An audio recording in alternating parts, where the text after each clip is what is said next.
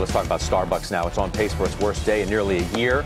The company pre-announces weaker than expected comps, says it's going to close several stores in the United States. I mean, the performance has been just bad. Well, I don't know how to say it, but it's underperformed badly. Well, I kind of feel like it rightly should. 1 week, 1 month, 3 months, 6 month, 1 year, 3 year, 5 year, down under every one of those periods that I just read. Yeah, I think Jim Cramer nailed it. They've told us now for consecutive quarters that there's going to be a turnaround, and the turnaround isn't there. And so how long exactly can you wait as an investor for that turnaround? Okay, you know what? I'm glad you brought up Cramer. I want to play for you an exchange this morning between our own Jim Cramer and the CEO of Starbucks. You got to listen to this. You came in April of 2017. There have been 4 quarters that you have been presiding over.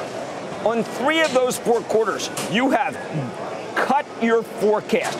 You're from Juniper. You understand technology. You know this isn't right. How could you be out of 3 out of 4 cutting your forecast? Kevin, you would be furious at yourself.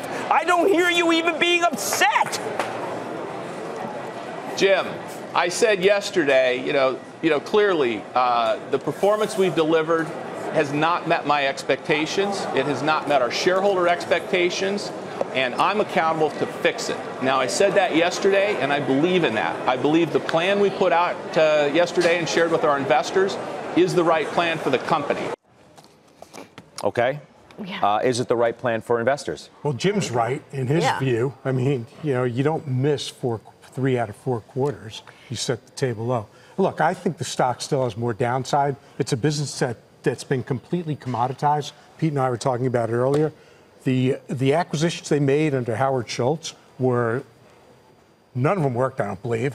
And there's no consistency with anything but the coffee. Every time you walk in there, the food selection's different. And by the way, either you like that coffee or you don't. It's a very unique taste. So I just think with all the other companies that have opened, Gregory's, Pete's, Caribou, that it's going to be tough. I thought it had finally You hit, own it. Yes, and I had thought just a few days ago when I bought it, I had thought, you know what, I think that a lot of this is priced in. Just a few days ago you bought it. Just a couple of days ago, yeah. So I thought a lot of this was priced in. Clearly it wasn't, because I think that when I look at the buybacks and some of the money that they're going forward with the dividend and some of the other things that they're going to be doing, I mean, if you look at what they've done, Scott, with their cash and how much of their own stock that they have bought back over the last 5 years and now in projections going to 2020, that part's great. But what concerns me is I had no idea that the China numbers would be some of the comps that they're throwing out there would be as bad as it sounds. And that's the disturbing part of this. So obviously I was wrong that it wasn't the bottom, and maybe there's a little bit further to go. But I still think that there are pieces to this puzzle that make sense. And I think cutting 150 underperforming stores, they normally have done 50, 150, makes sense. If they're not performing, get rid of them and make the company much more efficient. Would it make... How'd that work for JCPenney?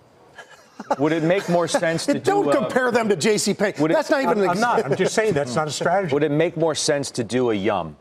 Go Yum China and then Yum and do a spin of the fast-growing China business where the U.S. businesses. But didn't we think, or at least I did, hanging on your back. Part of my idea was that Starbucks, I wasn't worried as much about North America. That's why the 150 stores. You know what? You got to do what you've got to do if they're underperforming.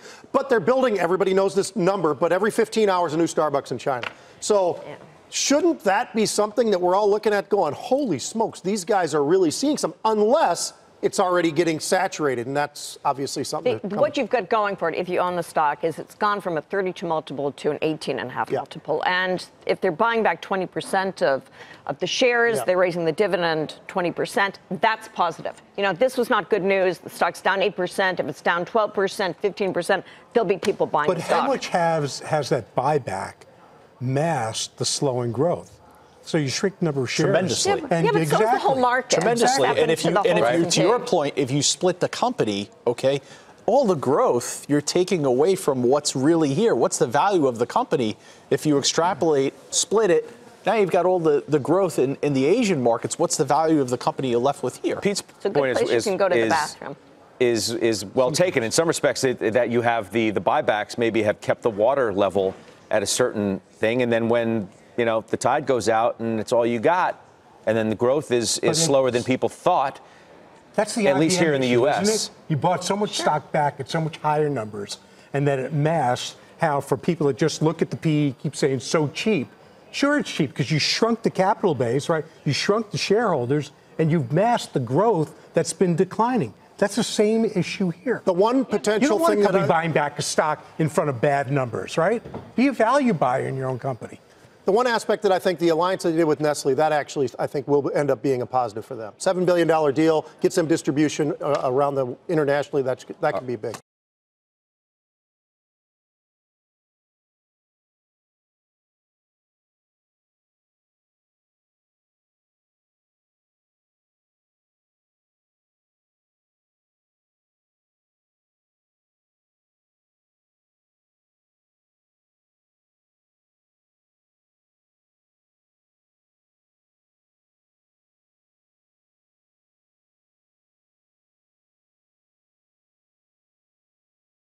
Hey there, thanks for checking out CNBC on YouTube. Be sure to subscribe to stay up to date on all of the day's biggest stories. You can also click on any of the videos around me to watch the latest from CNBC. Thanks for watching.